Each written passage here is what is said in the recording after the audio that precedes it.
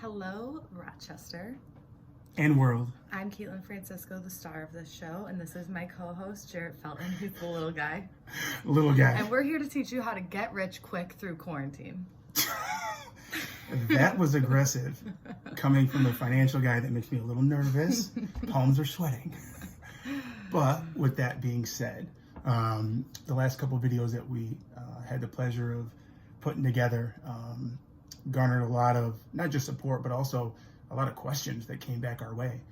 We probably got between 50 and 60 questions in about 12 hours from people that were asking about, what about me if I'm not a business owner, to as a business owner, how would I apply for X number of grants or loans?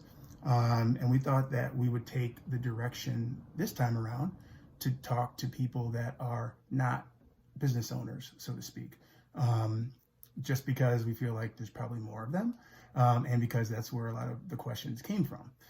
So with that being said, sometimes the best way to show examples is just to kind of tell all about yourself and kind of what we've been through. Humiliate your girlfriend and her banking problems. I wouldn't say humiliate. I would just call them learning experiences, darling. He's the money guy. I'm the creative one. There we go. So what we want to do today is just go over some of the stuff that she's been through that she wants to divulge.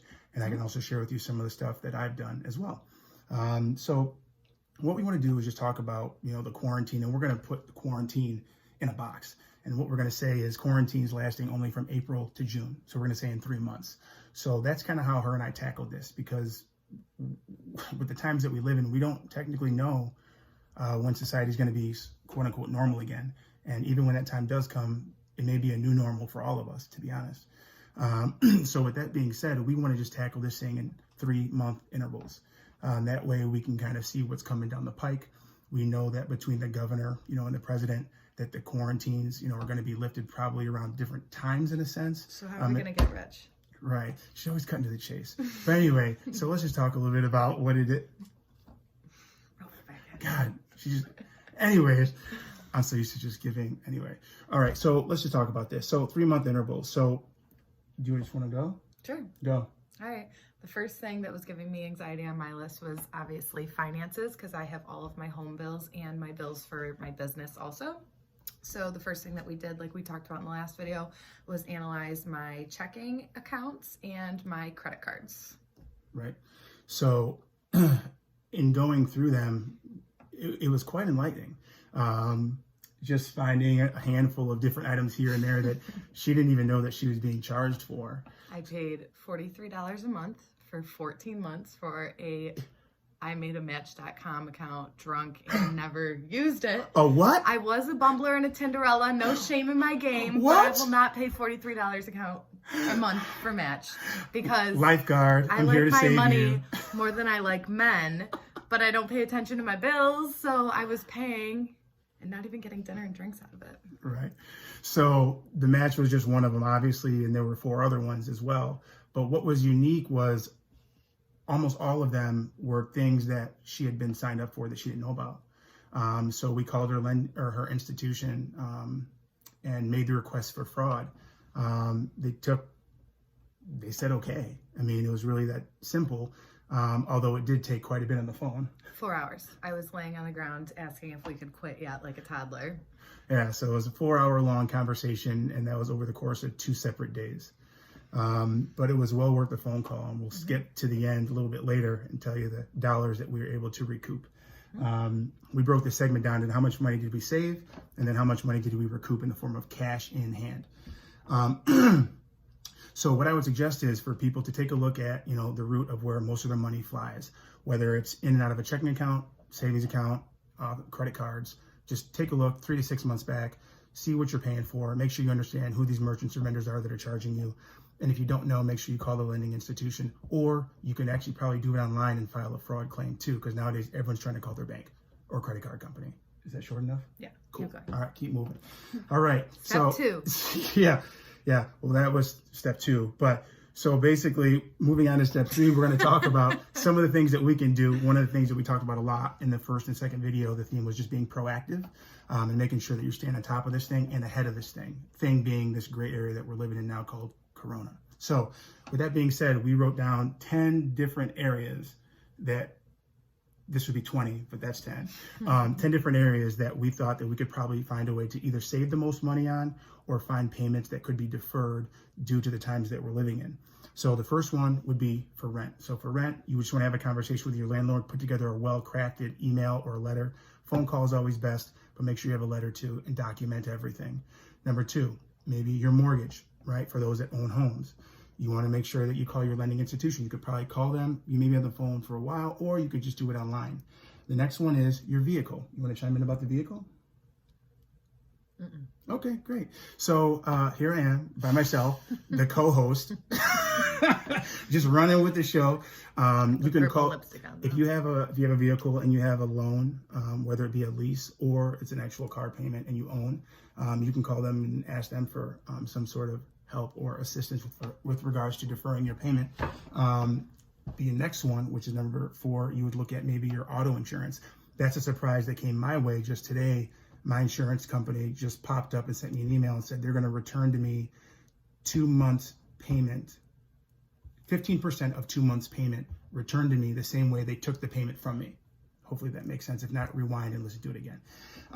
For time's sake, I'll keep going. I don't want her to keep rushing me. She makes me nervous. So pretty.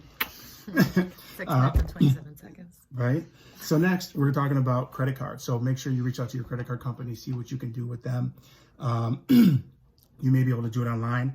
The next one, tuition. For those that are paying tuition in college, it's not necessarily the tuition that you could maybe get reimbursed or save on, but maybe it's the room and board. I have a number of clients whose kids are in college right now, and they were able to get a refund pro rata for the time that they did not spend because they had to come home because of the coronavirus. Next would be your gym membership. My gym, I was able to get my membership stopped altogether and refunded actually for 1 month. So it's kind of making money on the deal, ironically.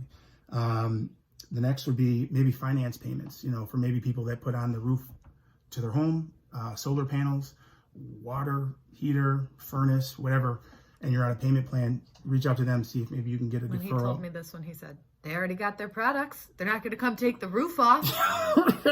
Right. They're not going to come and take your top off. So. Well, you know what I mean. No pun intended. But yeah, you already got the roof. You already got the water heater and the furnace. So chances are they'll probably work with you. I'm not telling you to haggle people, and hopefully nobody watching this is going to call me and say, stop talking, except for her. And then last but not least, maybe gas and electric. Maybe have a conversation with them. Hopefully you guys are all current in your payment. If not, get current. And just, once again, be proactive.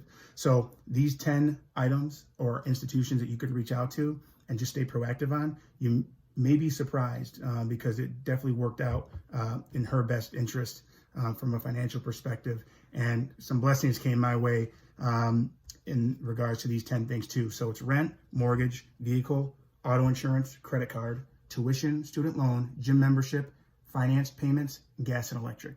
Those are the 10. Moving forward. She's trying to keep me on how much money I got. All right. So we broke this down into how much money did she save, and that would just break down into payments that were reoccurring that we were able to stop, or monies that she was able to get a deferral on as far as making payments on, and that number came out to $8,777.40. Now, on the recoup side, that's money that is just straight deposited back to her in the form of cash.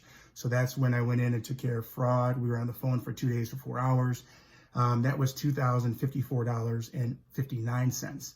So in 2 days, literally, we were able to find, save, and recoup $10,331.99. And that's going to help her out from April to June. It's 3 months. And even after that, I still will be paying like over $300 less a month. So part of that savings number, that $8,077 number, yes, about $300 to $400 we're going to be reoccurring payments moving forward that she now will no longer have. So it seems like it all kind of. Thank my boyfriend for all of this too. I would like to offer a giveaway for his. I didn't know about all this. Charitable skills. I would like to showcase all of the things that I'm wonderful at. So if anybody would like to see Jarrett get a free complimentary set of lash extensions for all of his hard work, please drop a comment below. And if we get 100 comments on this video, he's getting lash extensions. Thank you for all of your hard work, baby. Now I'm nervous and I'm sweating. She's salon girls. Where you at? Yeah. So, in conclusion, be proactive. Let's stay ahead of this thing. Corona is something that we're all dealing with. We're all trying to stay positive. We're all quarantined and kind of going crazy from time to time. But let's make the best of it. Slow life down a little bit, be a little bit more present, and see what money you can maybe save or recoup in your own household. I wish we had money to throw in there. I know. Theme music. We need theme music. Houdini.